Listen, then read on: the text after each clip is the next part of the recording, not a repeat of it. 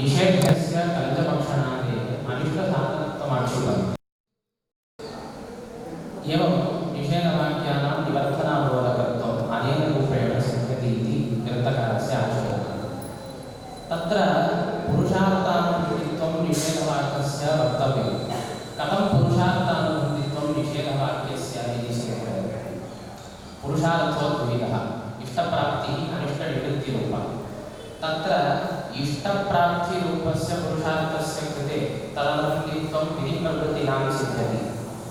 अनिष्टनिवृत्तिरूपपुरुषार्थानुबन्धित्वं निषेधवाक्यस्यैव सिद्ध्यति इति कृत्वा निषेधवाक्यानां निवर्तनाबोधकत्वम् इति मीमांसकसिद्धान्तः। तदुपरि प्रश्नः जायते, निषेधवाक्येन निवर्तनं बोध्यते इति भवद्भिरुक्तं सिद्धान्ते। तत्र पूर्वपक्षी शङ्कते, निवर्तन नाम का अत्र नै समभिव्याहृतवाक्येन तत्र निवर्तना ज्ञायते इति मीमांसकानां सिद्धान्तः। नयर्थः कः?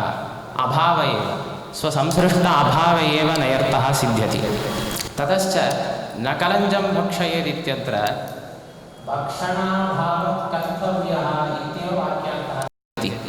लिङ्गः कर्तव्यतार्थः, यतोहि लिङ्श्रवणे अयं मां प्रवर्तयति इति नियमेन प्रतीतिः जायते। ततश्च कर्तव्यता एव कर्तव्यतारूपेणैव अत्र वाक्यार्थः सिद्ध्यति। भक्षणाभावकर्तव्यः इत्येव वाक्यार्थः सिद्ध्यति। ततश्च अत्र निवर्तनाबोधकत्वं निषेधवाक्यानां कथं? प्रवर्तनाबोधकत्वमेव अस्ति विधिरूपत्वात् इति।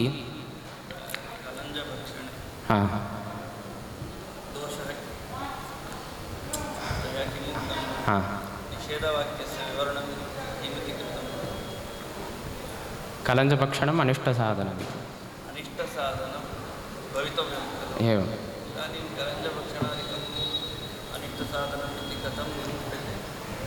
वेदेन निषेधवाक्येन निषिद्धत्वादेव। अनिष्टं पापमेव, अनिष्टपापस्य साधनं कलञ्जभक्षणम् इति कृत्वा तत्र निषेधः क्रियते।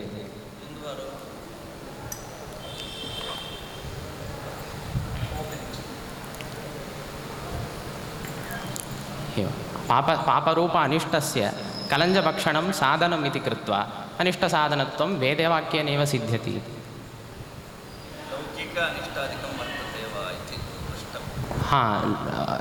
लौकिक अनिष्ट वेदनिषिद्धत्वादेव अनिष्टं तत् इति। लौकिक अनिष्टादिकं भवेन्नाम ततोपि मीमांसकमते वेदविचारपरत्वात् तदेव स्वीक्रियते। एवञ्च अत्र भक्षणाभावः कर्तव्यः इत्येव वाक्यार्थः सिद्ध्यति। अत्र निवर्तनाबोधकत्वं कथम् इति, यतोहि नयर्थः धात्वर्थेन स एव अन्वेति। न भक्षयेदित्यत्र नयर्थः अभावः, धात्वर्थः भक्षणकर्म, तदभावः बोध्यते इति कृत्वा भक्षणाभावः कर्तव्यः इति विधिरूपेणैव अत्र अर्थः ज्ञायते इति पूर्वपक्षिणां शङ्का। अव्यवधानरूपसन्निधानसद्भावात् नयर्थः दात्वर्थेनैव अन्वेति इति तेषाम् अभिप्रायः। तस्मात् निवर्तनाबोधकत्वं निषेधवाक्यानां न सिद्ध्यति इति शङ्का। तत्र मीमांसकैः समाधानं क्रियते, अव्यवधानसत्त्वेपि अव्यवधानरूपसन्निधानसत्त्वेपि तत्र धात्वर्थेन साकं नयर्थस्य अन्वयो नास्ति। उदाहरणार्थं यतः इत्युक्ते तत् धातुः प्रत्यय उपसर्जनतया स्थितमस्ति, तिष्ठति। अतः अन्योपसर्जनेन साकम् अन्यस्य अन्वयः नैव जायते।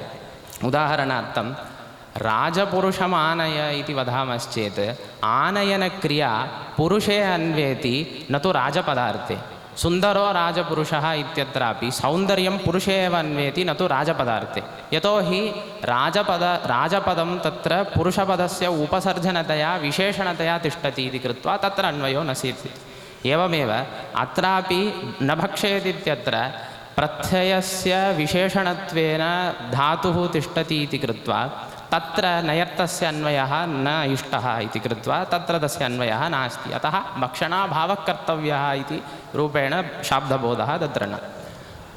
तत्र एकम् उदाहरणं मीमांसकैः प्रदर्श्यते, आरुण्यस्यैव एकः हन्या इति।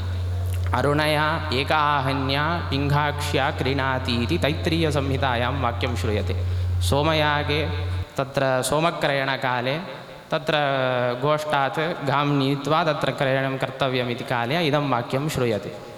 तत्र एकाहनी गौः, तत्र आरुण्यं नाम कश्चन गुणः, सः गुणः विशेषणत्वेन गवी एव अन्वेति इति वक्तव्यं, किन्तु तथा न वक्तुं शक्यते, यतोहि एक आहिन्या इति तत्र एकहाहिनि पदं करणकारक उपसर्जनत्वेन तिष्ठति इति कृत्वा तत्र तस्य अन्वयः आरुण्यस्य अन्वयः न सिद्ध्यति। यथा तथा अत्रापि प्रकृते नयर्थस्य धात्वर्थेन साकम् अन्वयो नास्ति इति। तत्र अन्वयः मास्तु, न कलञ्जं भक्षयेत् इत्यत्र कलञ्जपदार्थस्य नयर्थेन साकम् अन्वयः सिद्ध्यति वा इति प्रश्नः पुनः क्रियते। तदपि नास्ति। तत्रापि उदाहरणं कथम् इत्युक्ते एक आहिन्या इव आरुण्यस्य इति। उदाहरणद्वयोः मध्ये कश्चन भेदः प्रदर्शनीयः अस्ति। अत्र प्रथमं एतद् आरुण्यरूपगुणः स्वविशेष्यत्वेन एकहाहिनि पदार्थं न गृह्णाति इति। एकहाहिनि पदार्थः विशेष्यः, एकहाहिनि इति पदार्थः विशेष्यः, तत्र आरुण्यगुणः विशेषणं भवति। स्वविशेष्यत्वेन अन्योपसर्जनीभूतपदार्थं न गृह्णाति आरुण्यपदार्थः। अतः तत्र विशेष्यत्वेन न गृह्णाति इति भेदः। अत्र द्वितीय उदाहरणे स्वविशेषणत्वेन आरुण्यगुणं न गृह्णाति इति दृष्टान्तयोः भेदः अस्ति। अतः दृष्टान्तसाम्यम् ऐक्यं नास्ति इति दोषः अपि नास्ति। अतश्च कुत्रापि अन्वयः नास्ति चेत् कथं तत्र शाब्दबोधः इति चेत् मीमांसकैः उच्यते भावनामुख्यविशेषकशाब्दबोधवादिमते मीमांसकानां मते प्रत्ययार्थेनैव तस्य अन्वयः सिद्ध्यति इति। प्रत्ययार्थोऽपि द्विविधा वर्णितः तेन, आर्थीभावना शाब्दीभावना इति। आख्यातांशेन आर्थीभावना उच्यते, लिङ्त्वांशेन शाब्दीभावना उच्यते इति। तत्र नयर्थः आर्थीभावनायाम् अन्वेति वा शाब्दीभावनायाम् अन्वेति वा इति प्रश्ने कृते आर्थीभावनायामपि न अन्वेति। प्राचीनमीमांसकानां मते आर्थीभावना इत्युक्ते आर्थीभावना नाम पुरुषस्य प्रयत्नः इति उच्यते। शब्दभावना प्रेरणा, शब्दनिष्ठा प्रेरणा, तेन पुरुषे काचन तत्र प्रवृत्तिः जायते, सा एव आर्तिभावना इति उच्यते। अतः सा शाब्दीभावना लिङ्त्वांशेन उच्यते। लिङ् अस्ति, तदुपरि प्रत्ययः तप्रत्ययः याति, तत्र तप्रत्यय आख्यातः इति उच्यते, प्रत्ययानाम् आख्यातत्वं। तेन अंशेन तत्र आर्तिभावना उच्यते, लिङ्त्वांशेन शाब्दीभावना उच्यते इति। तत्र शाब्दीभावना, भावना नाम भाव्याकाङ्क्षा अवश्यं भाव्या, तत्र भाव्याकाङ्क्षायाम् आर्तिभावना अन्वेति इति कृत्वा आर्तिभावना अपि शाब्दीभावना उपसर्जनतः एव तिष्ठति इति तत्रापि नान्वयः। प्राचीनमीमांसकानां मध्ये शाब्दभावना मुख्यविशेषकत्वं स्वीक्रियते शाब्दबोधे। ततश्च तत्रैव अन्वयः, यत्र शाब्दीभावनायामेव नयर्थस्य अन्वयः प्रत्ययार्थस्य प्रधानत्वादिति न्यायेन तत्र अन्वयः क्रियते। नयः स्वरूपम् एवमस्ति, स्वसम्बन्धिप्रतिपक्षार्थं बोधयति। स्वसम्बन्धी यः कश्चन पदार्थो भवतु तत् प्रतिपक्षार्थस्य प्रतिपक्षार्थं बोधयति। यथा सत्वार्थक अस्ति शब्देन समभिव्याहृतो नयर्थः असत्वार्थक नास्ति इति शब्दार्थं गमयति। तद्वदेव अत्रापि प्रत्ययार्थः प्रवर्तन, लिङ्गर्थः प्रवर्तन इति मतं। तेन समभिव्याहृतो नयर्थः तत्र निवर्तनारूपप्रतिपक्षार्थं बोधयति इति। एतावत्पर्यन्तं नयः सामान्यरूपेण विचारः कृतः। तत्र नयः प्रत्ययार्थेनैव अन्वयः इत्यपि प्रदर्शितम्। अत्र पर्युदासस्य विचारः कथं, तर्कताण्डवे तस्य उपयोगः कथम् इति एतत् केवलांशेन तत्र उच्यते। पर्युदासः नाम तत्र एका कारिका श्रूयते, निषेधस्य विज्ञेयः यत्र उत्तरपदेन नै, पर्युदासस्य विज्ञेयः यत्र पूर्वपदेन नै इति। निषेधः अत्र उत्तरपदं पूर्वपदम् इति पारिभाषिकम्। उत्तरपदं नाम प्रत्ययः, पूर्वपदं नाम अन्यत् सर्वम्, उपपदं सर्वं तत्र अन्यत् यत् प्रत्ययभिन्नं सर्वमपि तत्र पूर्वपदशब्देन स्वीक्रियते। अतः प्रत्ययेन सम्बद्धः नै निषेधं बोधयति, उपपदेन सम्बद्धः नै पर्युधा सम्बोधयति इति मीमांसकानां सिद्धान्तः। तत् सर्वैरपि अङ्गीकृतः। तत्र पर्युधासाश्रयणे बाधकद्वयमस्ति। अन्ततो गत्वा तैः विचार्य बाधकद्वयं प्रदर्शितं। यत्र उपक्रमवाक्ये तस्य व्रतम् इति श्रूयते, यत्र विकल्पस्य प्रसक्तिर्भवति तत्रैव पर्युधासः आश्रयणीयः, अन्यत्र सर्वत्रापि निषेध एव इति। प्रथमस्य उदाहरणं दीयते। नेक्षतोऽध्यन्तमादित्यम् इति श्रूयते, मनुस्मृतौ अपि अस्ति, वेदेष्वपि श्रूयते। तत्र उपक्रमवाक्ये तस्य व्रतं नेक्षते उद्यन्तमादित्यम् इति वाक्यम्। उदयरविं न ईक्षते इति। तस्य व्रतम् इति तच्छब्दः श्रूयते। तच्छब्दस्य अर्थः स्नातकः इति, समावर्तितस्य पुरुषस्य व्रतम् इति। व्रतशब्दस्य कर्तव्यतार्थः। अतः उपक्रमवाक्येन कर्तव्यार्थो निरूप्यते इति उक्त्वा अग्रिमवाक्ये नेक्षते उद्यन्तमादित्यमिति नैघटिततया निषेधः प्रतिपाद्यते चेत् पूर्ववाक्येन यः शाब्दबोधः आगतः सः शान्ताकाङ्क्षा न भवति। तत्र आकाङ्क्षा तथैव तिष्ठति। यतोहि कर्तव्यार्थो उच्यते इति प्रतिज्ञाय कर्तव्यार्थं विना निवृत्त्यर्थं तत्र उपदेशः क्रियते चेत् तत्र अवश्यं तत्र आकाङ्क्षा शान्ता नैव जायते। अतः साकाङ्क्षत्वात् इदं वाक्यम् अप्रमाणम् इति सिद्ध्यति।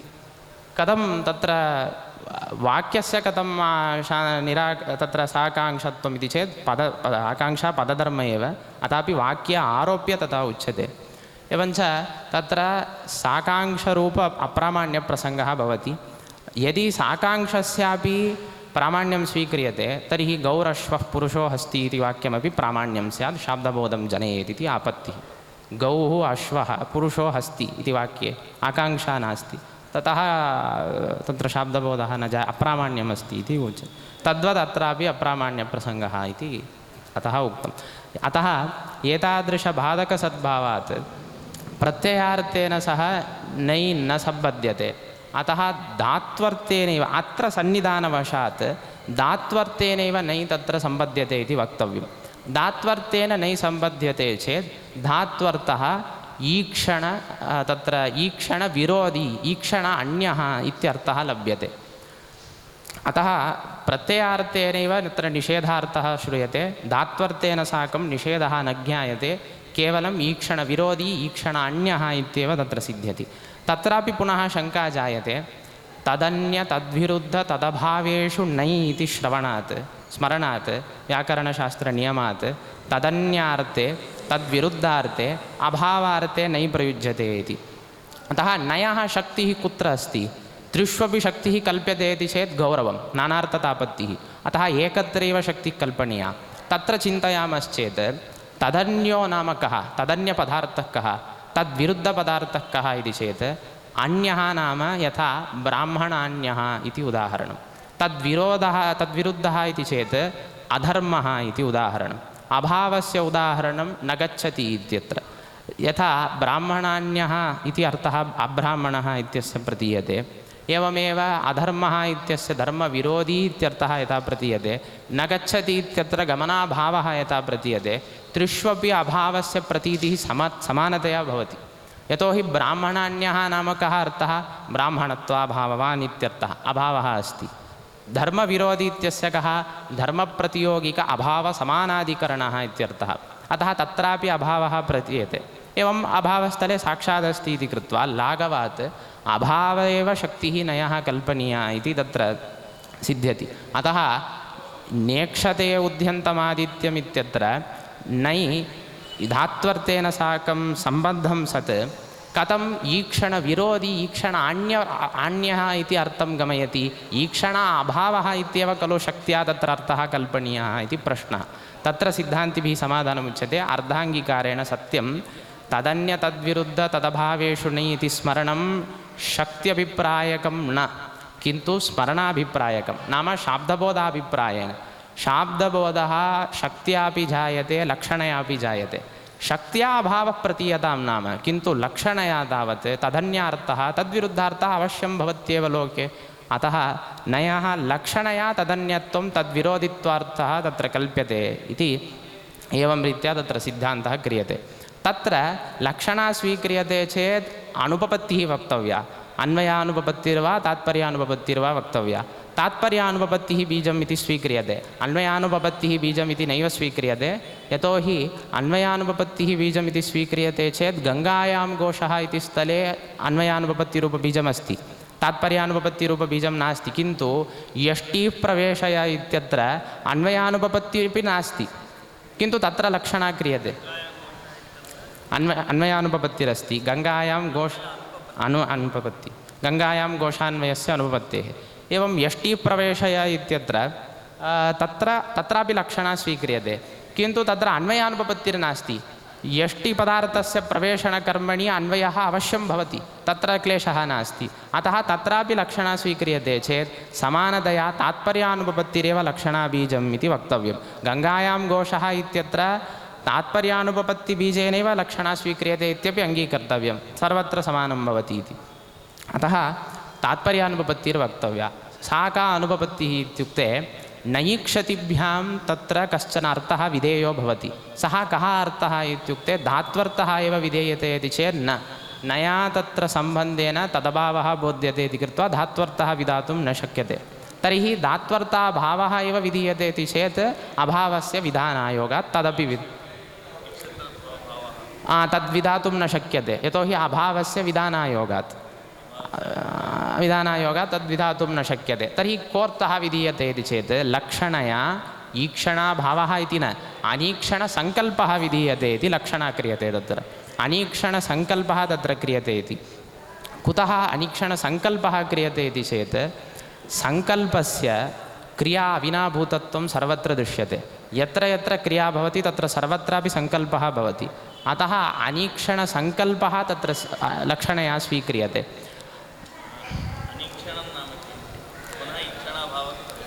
सत्यम्, अनीक्षणसङ्कल्पः इति उच्यते।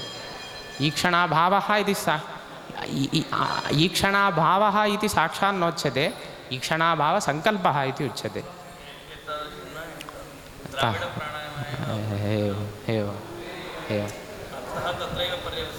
एवं न तत्र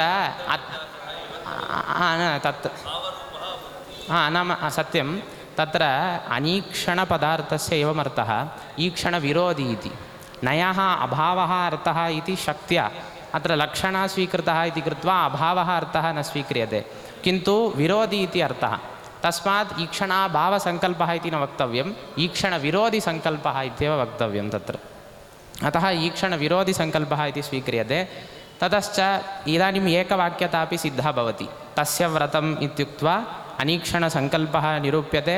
तस्य फलं किम् इत्युक्ते अर्थवादवाक्येन एतावता हैनसा वियुक्तो भवति इति अर्थवादवाक्येन पापक्षयरूपफलं भाव्याकाङ्क्षायाम् अनीक्षणसङ्कल्पेन भावयेत् इति भाव्याकाङ्क्षायां तत्र अन्वेति इति कृत्वा तस्य व्रतम् इति वाक्य उपक्रमवाक्यस्य तदनन्तरं विद्यमानस्य वाक्यस्य च एकवाक्यता सिद्ध्यति इति। तस्य व्रतमिति उपक्रमे श्रूयमानवाक्येन तत्र पर्युदासाश्रयणम् इत्यस्य एतत् उदाहरणं। विकल्पभयेन पर्युदासाश्रयणम् इत्यस्यैव तर्कताण्डवग्रन्थे व्यासतीर्थश्रीमच्छरणैः तत्र उदाहरणं कृतं। नानुयाजेषु ये यजामहं करोति इति। तत्र यजति यागसामान्ये ये यजामहे इति वाक्यघटितम् इति मन्त्रः तत्र वक्तव्यः इति नियमः अस्ति। तत्र इदं वाक्यं श्रूयते, नानुयाजेषु ये यजामहं करोति इति। अनुयाजयागेषु ये यजामहे इति मन्त्रः न प्रयोक्तव्यः इति तदर्थः। अनुयाजेषु ये यजामहं न करोति इति प्रत्ययार्थेन साकं तत्र अन्वयः। अनुयाजेषु ये यजामहं न करोति इति तत्र अन्वयः। तर्हि तत्र निषेधः एव खलु सिद्ध्यति, प्रत्ययार्थेन सम्बद्धो नै निषेधमेव गमयति इति उक्तत्वात्। तस्मात् निषेधः अत्र अस्ति चेत् प्राप्तिः वक्तव्या। प्राप्तिं विना निषेधः वक्तुं नैव शक्यते। तर्हि यथा नान्तरिक्षे न दिवि इत्यत्र प्रतिषेधः न स्वीक्रियते। शयनस्य तत्र दिवि वा अन्तरिक्षे वा स्थापयितुं न शक्यते, अतः भूमौ एव स्थाप्यते, तत्र प्रतिषेधः नास्ति। तद्वत् अत्रापि प्रतिषेधः वक्तव्यश्चेत् प्राप्तिः वक्तव्या। उदाहरणार्थं ब्राह्मणो न हन्तव्यः इत्यत्र कश्चन पुरुषः ब्राह्मणहनने प्रवर्तते इति कृत्वा प्राप्तिरस्ति, तत्र तत्शास्त्रं प्रवर्तते। यदि प्राप्तिं विनापि तत्र निषेधः अस्ति इत्युच्यते चेत् तत्र यः पुरुषः स्वयम् अप्रवृत्तः ब्राह्मणहननादौ तत्रैव इदं शास्त्रं प्रमाणं भवति। यः रागतः ब्राह्मणहननादौ प्रवृत्तः तत्र इदं शास्त्रं न प्रवर्तते, यतोहि प्राप्तिं विनापि शास्त्रं प्रवर्तते इति अङ्गीकृतं निषेधः। तस्मात् अप्रवृत्तस्य कृते एव इदं प्रमाणं सिद्ध्यति, प्रवृत्तस्य कृते न सिद्ध्यति इति दोषः भवति। तस्मात् तत्र किं कर्तव्यं, प्रवृत्तस्य कृते एव इदं शास्त्रं निषिध्यते इति वक्तव्यं। तादृशनिषेधः प्राप्तिं विना न सिद्ध्यति इति कृत्वा प्राप्तस्य कृते एव इति। तस्मात् अत्र नानुयाजेषु ये यजामहं करोति इत्यद्निषेधवाक्ये प्राप्तिः कथं वक्तव्या इति प्रश्नः जायते। तत्र शास्त्रेषु रागतः प्राप्तिः वक्तुं न शक्यते।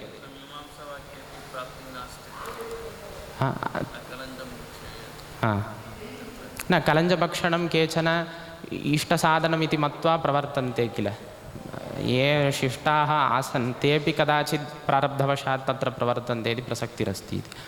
एवं नानुयाजेषु ये यजामहं करोति इत्यत्र प्रतिषेधार्थं प्रसक्तिः वक्तव्या। सा न ब्राह्मणो हन्तव्यः इत्यत्रैव रागतः प्राप्तस्य निषेधः इति वक्तुं न शक्यते।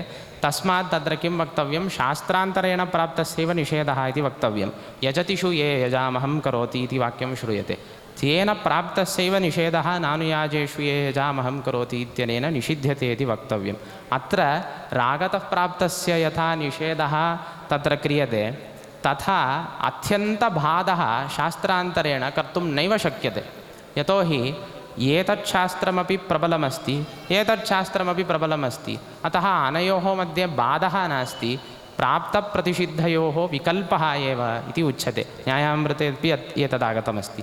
अतः विकल्पः स्वीक्रियते चेत् दोषः, अनुयाजविषये विकल्पः स्वीक्रियते चेत् तत्र दोषः भवति। कः दोषः इत्युक्ते पाक्षिकप्रामाण्यापत्तिः अदृष्टद्वयकल्पनमिति।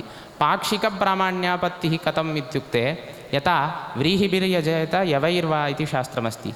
व्रीहिभिर्यागानुष्ठाने यवशास्त्रस्य अप्रामाण्यप्रसङ्गः, यवेन तत्र यागानुष्ठाने व्रीहिशास्त्रस्य अप्रामाण्यप्रसङ्गः इति पक्षभेदेन तत्र प्रामाण्याप्रामाण्ये ज्ञायते। तस्मात् तत्र पाक्षिकप्रामाण्यरूपापत्तिरस्ति, एवमेव अदृष्टद्वयकल्पनारूपापत्तिरपि अस्ति। कथमित्युक्ते सामान्यशास्त्रेण इत्युक्ते विधिशास्त्रेण यजतिषु ये यजामहं करोति इति शास्त्रेण यागसामान्ये सः मन्त्रः उच्चारणीयः इति सिद्ध्यति, तेन किञ्चित् फलम् अनुमीयते। एवमेव नानुयाजेषु ये यजामहं करोति इति वाक्येन निषिध्यते चेत् तत्रापि फलं किञ्चिदस्ति इति ज्ञायते। अतः अनयोः विकल्पः इति चेत् अदृष्टरूपं यत्किञ्चित् फलम् इति तन्न ततश्च तत् विकल्पः भवति चेत् अदृष्टद्वयकल्पना भवति। एतादृशदोषसद्भावात् तत्र विकल्पः नास्ति इति वक्तव्यं। तत्र मध्ये एका लघुशङ्का जायते। पदशास्त्रस्यैव आवहनीयशास्त्रस्य निषेधः, पदशास्त्रेण आवहनीयशास्त्रस्य निषेधः यथा अस्ति तथा अत्रापि निषेधशास्त्रेण विधिशास्त्रस्य निषेधः क्रियतां। नाम यथा सप्तमे पदे जुहोति इति शास्त्रेण यदावहनीये जुहोति इति शास्त्रस्य निषेधः अस्ति। सोमक्रयणकाले गोष्ठात् गां नीत्वा यदा पुरुषः प्रवर्तते तत्र गोः यत् सप्तमपादप्रक्षेपः यत्र जायते तत्र होमः कर्तव्यः इति सिद्धान्तः अस्ति। तत्र यदावहनीये जुहोति इति सामान्यशास्त्रेण आवहनीये होमः कर्तव्यः इति सिद्धस्यापि विषयस्य शास्त्रान्तरेण निषेधः क्रियते पदशास्त्रेण, तथा अत्रापि यजतिषु ये यजामहं करोति इत्यस्य नानुयाजेषु ये यजामहं करोति इत्यनेन निषेधः भवतु नाम इति चेत् तत्र कश्चन वैलक्षण्यमस्ति। बाध्यबाधकभावः तदा सिद्ध्यति यदा द्वयोः निरपेक्षता अस्ति।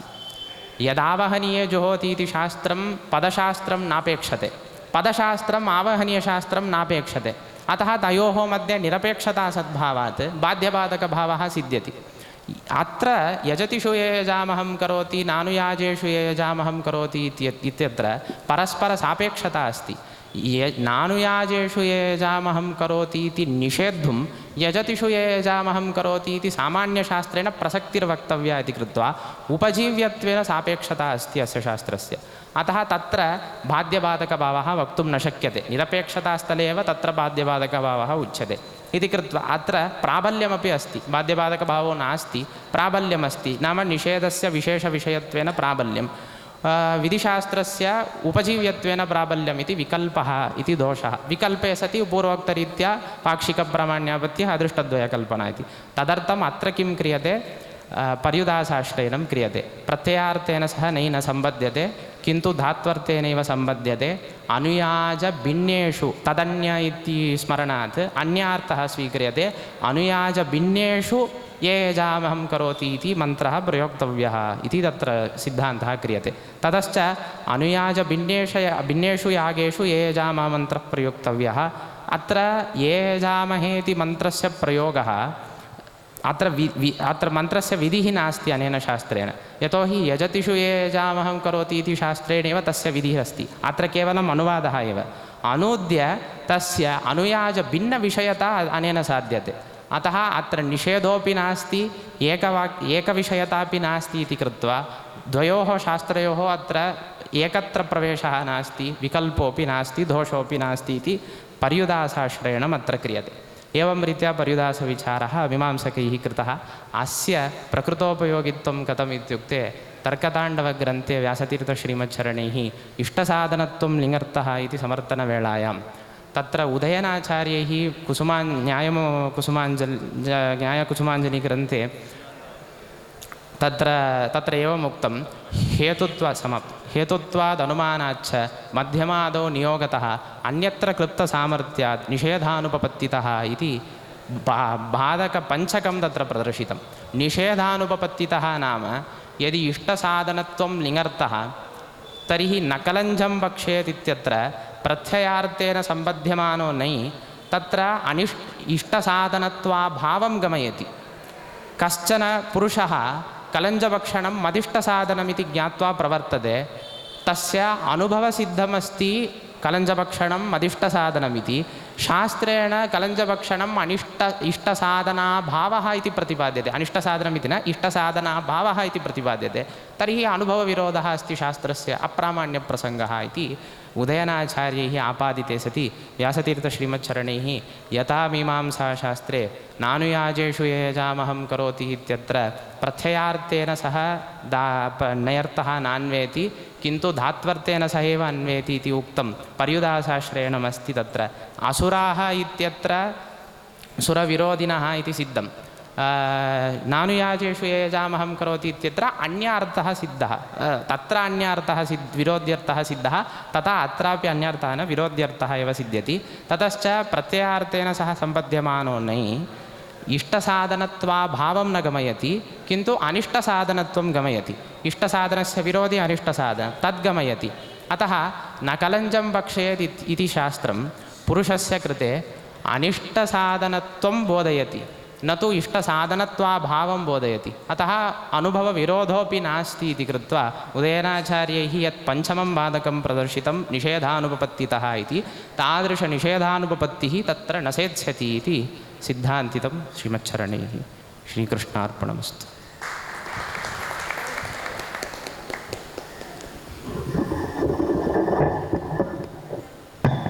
ಬಾಲಾಜಿ